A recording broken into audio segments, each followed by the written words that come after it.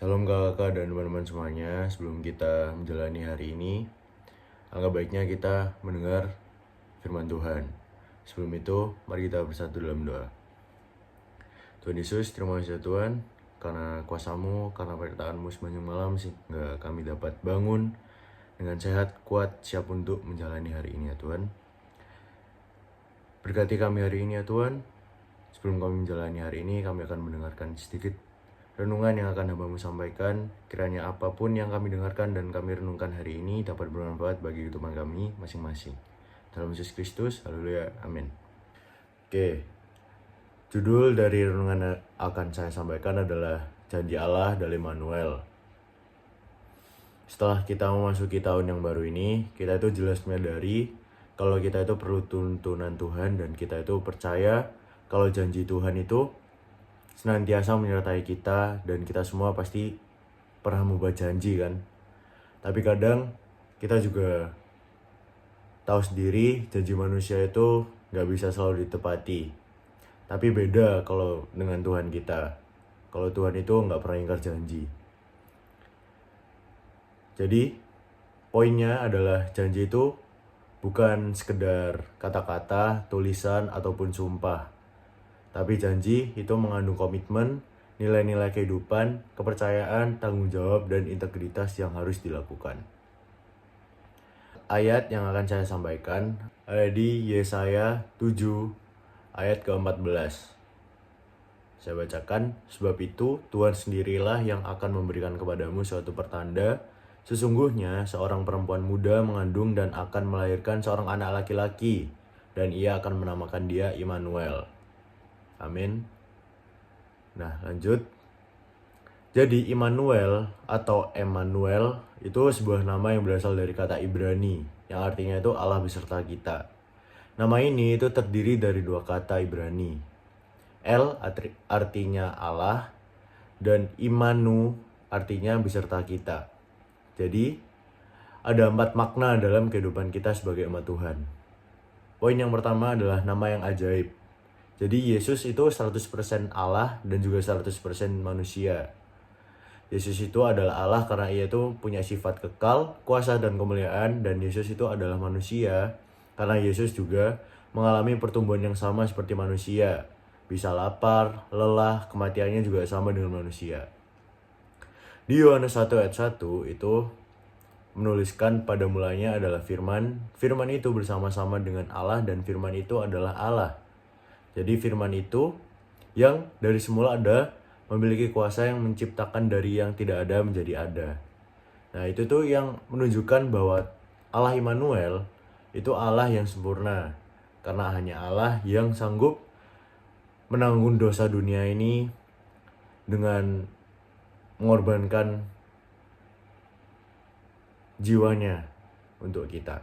Jadi poin yang kedua adalah Imam Besar Agung yang sempurna. Di Ibrani 4 ayat ke-14 itu karena kita sekarang mempunyai Imam Besar Agung yang telah melintasi semua langit, yaitu Yesus anak Allah, baiklah kita teguh berpegang kepada pengakuan imam kita. Amin. Jadi Yesus Sang Immanuel itu Imam Besar Agung kita yang sempurna. Karena Imam Besar Agung dialah yang dapat menjadi pendamai dan perantara antara manusia dan Allah.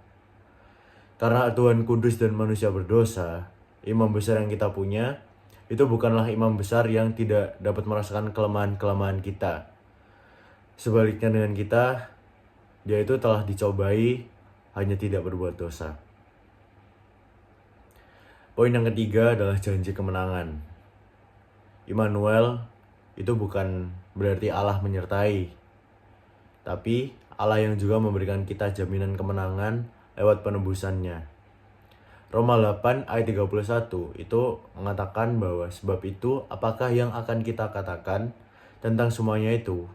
Jika Allah di pihak kita, siapakah yang akan melawan kita? Jadi masalah apapun yang kita hadapi hari-hari ini, itu kita harus selalu ingat kalau Tuhan itu Tuhan Immanuel, Allah Immanuel, yaitu selalu di pihak kita dan selalu memberikan kita kemenangan demi kemenangan. Sama kayak Roma 8 ayat 37. Tetapi dalam semuanya itu, kita lebih daripada orang-orang yang menang oleh Dia yang telah mengasihi kita. Poin yang keempat, itu adalah kesaksian hidup. Galatia 2 ayat 20 itu mengatakan bahwa, namun aku hidup, tetapi bukan lagi aku sendiri yang hidup, melainkan Kristus yang hidup di dalam aku. Dan hidupku yang kuhidupi sekarang di dalam daging adalah hidup oleh iman dalam Anak Allah yang telah mengasihi aku dan menyerahkan dirinya untuk aku. Ya jelas kita bisa menceritakan tentang Yesus karena ada pribadi Yesus yang tinggal dalam hidup kita. Jadi poinnya adalah nyatakanlah Yesus dalam kehidupan. Kalau Immanuel itu di dalam kita, maka kita akan memancarkan kemuliaan Tuhan dalam hidup kita. Sehingga hidup kita itu menjadi kesaksian yang hidup. Jadi, Immanuel itu bukan sekedar nama ataupun janji. Tetapi Immanuel adalah pribadi Allah yang hidup dalam Kristus Yesus. Ia yang adalah 100% Allah dan 100% manusia. Allah yang berkuasa menyelamatkan umatnya dari belenggu dosa. Jelas dia itu adalah imam besar agung kita yang menjadi pendamai bagi kita dengan Allah. Serta janji kemenangan yang sudah menjadi milik kita. Karena Tuhan itu telah mengalahkan maut. Bahkan Immanuel itu hidup di dalam kita. Sehingga Yesus itu dimuliakan dalam kehidupan kita sehari-hari. Jadi refleksi kita itu kita mau belajar percaya kalau Tuhan itu terus setia pada janjinya dalam suka maupun duka. Kita itu gak pernah sendirian karena Immanuel itu Allah beserta kita. Hadir dan bekerja di dalam kehidupan kita. Kita itu harus mau terus hidup memancarkan kasih Yesus agar orang lain juga merasakan kehadiran Tuhan melalui hidup kita. Poin yang sangat penting itu adalah Immanuel bukan sekedar nama, tetapi janji bahwa Allah itu selalu dekat, menyertai, dan selalu bekerja di dalam hidup kita. Amin. Mari kita, sebelum kita menutup renungan hari ini serta melanjutkan aktivitas kita pada hari ini, padahal kita berseduh dalam doa.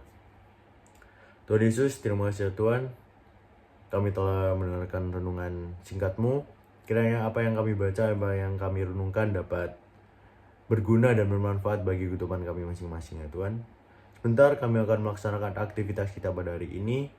Kiranya Engkau terus menyertai kami, terus memberi kami hikmat, sehingga kami dapat melaksanakan tugas dan tanggung jawab kami dengan baik. Terima kasih ya Tuhan, jadikan kami terang dan garam dalam Yesus Kristus. Haleluya, amin. Terima kasih.